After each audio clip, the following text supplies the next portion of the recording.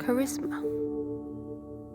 I often hear the word charisma as a way of describing a person's energy and ability to inspire and attract other people.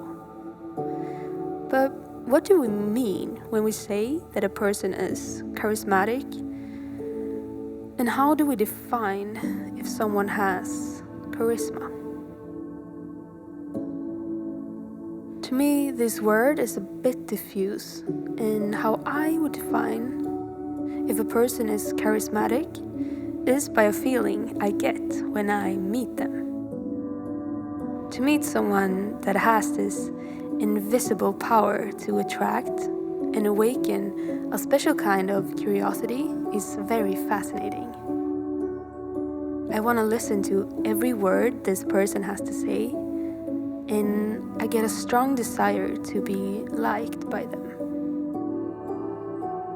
To be charismatic is one of the traits that is often seen by the people leading our society. It can be people that is leading by their own will to lead, or by others' will to be led by them, like celebrities that can have a big amount of fans and followers.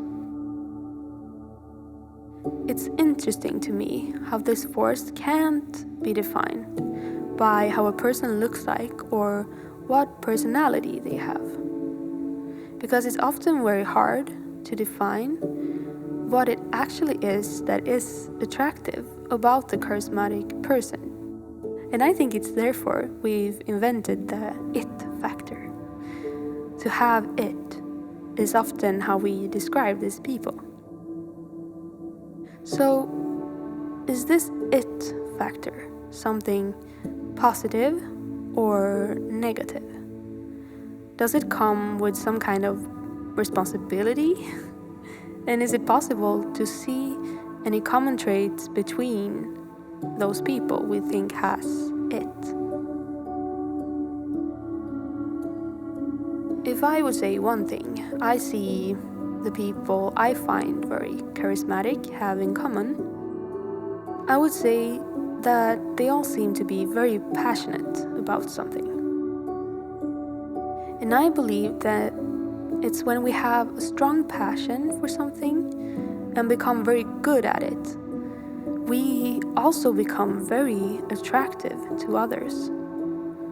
Because that glow a person radiates while doing what they love and being satisfied with their lives is what I would call charisma.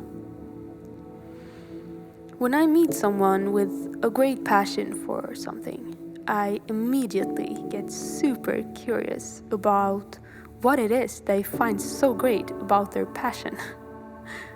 What is it they see that I can't? I want to feel what they feel, and therefore I listen super carefully and want to follow their every step to maybe one day get it. Get that it that I know is what will make me glow in the same way as they do. And yeah, this is very fascinating to me, how often we think that it's our appearance, our income, our ability to be outgoing, or our social status that defines if we are likable or not, when this isn't the core of why we're attractive to others at all. I definitely think that all of these traits can be a part of a person who has found their passion, but I don't think they're necessary.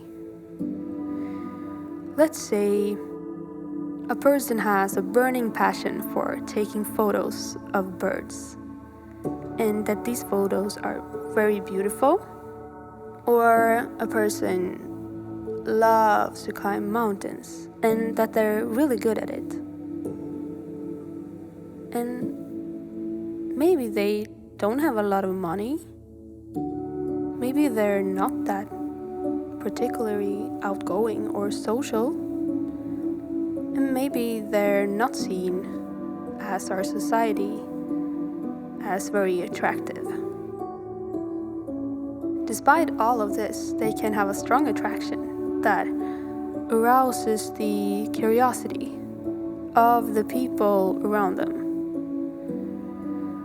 So, why do we put so much energy on making ourselves beautiful or earning a lot of money when we could put all of our energy on what we love doing? I believe this is because of the capitalism that our world is very driven by. Our world is based on a system and an economy that is depending on our consumption to have a functioning cycle. Without inflation, the demand for goods would decrease and a lot of people will become unemployed. The interest rates would increase and the banks could, in worst case scenario, go bankrupt, which would put a lot of people into personal bankruptcy with them. And I think that it's an effect of this system. Marketing and advertising is an area where most of businesses invest a lot of money in to reach a bigger audience and to increase their sales. Most of the advertisement we see on social media today comes with a message of how we can become a better version of ourselves if we buy a certain product or service. The commercials often put a heavy strain on messages that hit our insecurities. The goal is often to feed our quest to fit in and be accepted by the norms in our society. These norms can, for example, be certain brands of clothing that will show other people that you're successful if you wear them. A certain body type that you get by buying a certain gym membership or equipment. It could be a certain type of food that you should eat, the best car, house, phone, and so on. You get the point.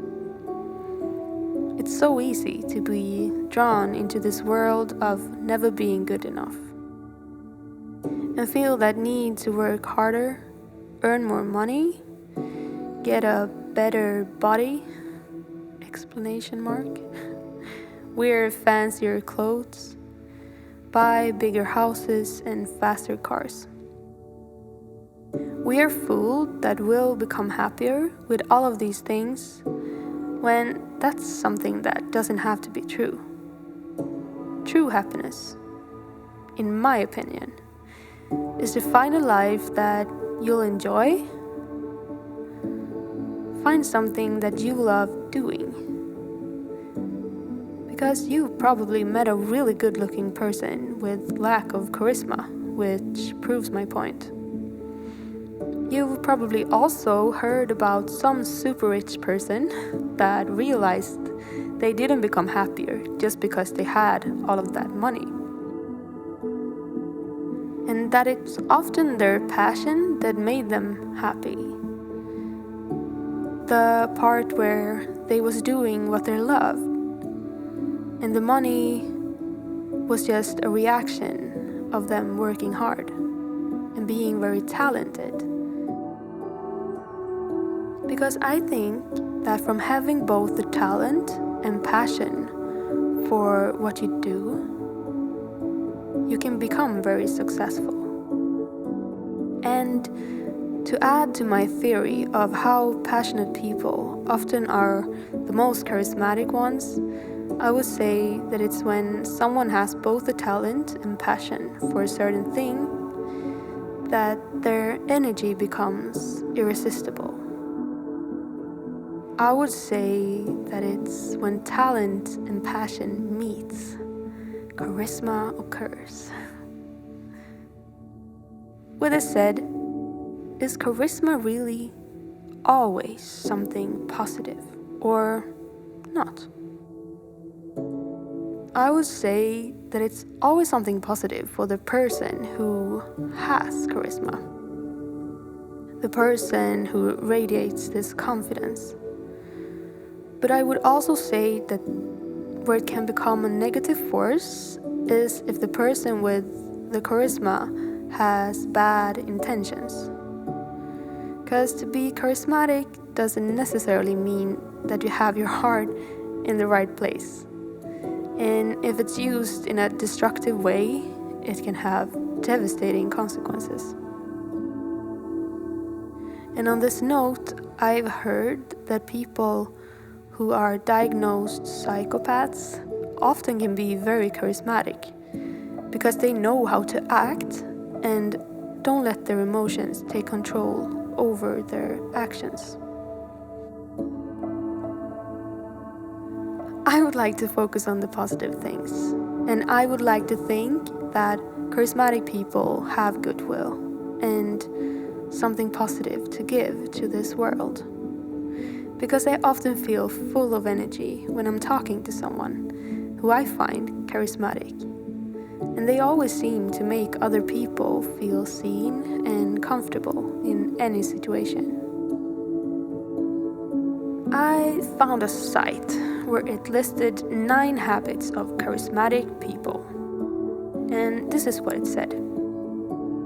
1. They have positive and negative empathy, which means that they have the ability to know when to feel joy when someone else succeeds, as well as how to comfort when someone goes through a rough time.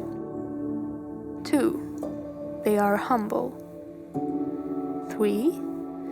They are vulnerable. 4. They have a sense of humor. 5. They are present. 6. They are genuinely interested in everyone.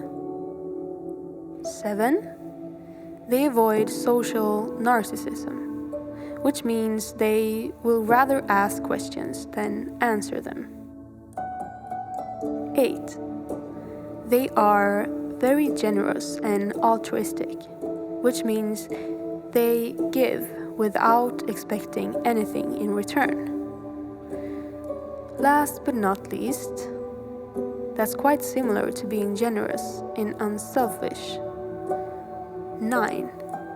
They reciprocate praise, which means that they often direct compliments and praise for something they've achieved towards others than themselves. And to sum this up, I want to read a quote by Clive Staples Lewis. Humility is not thinking less of yourself. It's thinking of yourself less. I love this quote, and I think it's such an easy way to stop your mind from thinking too much about yourself and what's going on inside of you. And instead, direct your focus on the things outside of you that makes you feel amazing. When I find myself thinking about me as my personality traits, my body, my achievements, or something else unimportant, I try to direct those thoughts towards something more important, like how a certain person makes me feel, or what I'm doing in the moment makes me feel, and so on.